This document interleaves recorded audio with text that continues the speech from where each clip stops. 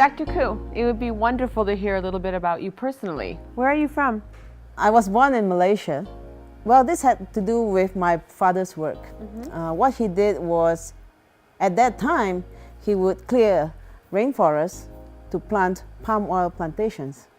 So we would move every year or two to different places. And really, for the first 12 years of my life, I grew up without any electricity and spent a lot of my time outdoors. So what did you do for schooling during those years? Well, there was not much of it. If there was a school, it would take us quite a while to get to the school. And I remember one of my schools was on the base of one of the mountains, and it had just a roof with 4 pillars without any walls. And I had chickens and ducks and goats coming into the classroom with me and learning with me. Actually, in that school, we didn't have any textbooks except for the Quran, because the only teacher that was available at that time was the Imam. It was interesting. Actually, believe it or not, I do have a phobia for feathers. For feathers? For feathers. It's a little bit unusual. But I had to suppress it when I was in the school because I was one of the few girls amongst many boys. And if I had let them know that I was afraid of feathers, they would have thrown the chickens at me. So I had to be very stealth about my phobia. So what did you do for recreation there on in the plantations? I spent most of my time playing with the dogs. I tried not to go to school, although I could not escape from my mother many times.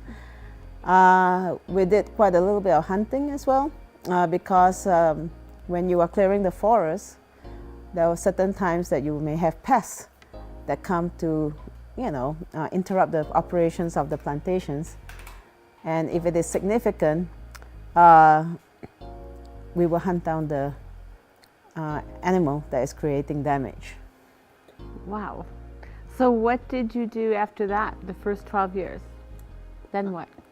I was moved by my parents to a small town where at least I got some real education. So I went to a high school in the town in Malacca, where I made a really good group of friends. We still meet together every year till today, and I'm so proud of that group of friends of mine. So I did quite well in that high school, and left when I was about 15 years old to Dublin, Ireland, and finished my high school in Dublin, and then went to medical school in Trinity College, Dublin, before embarking on my career as a physician. So it must have been quite a task to transition from Malaysia to Ireland. It was very, very interesting. In Malaysia, I was taught in Malay language. So all my scientific terms, in fact, how I taught was in the Malay language. So when I went to school in Ireland, well, I had to spend, it took me a year to slowly transition from the Malay language to the English language in my brain for all the scientific terms.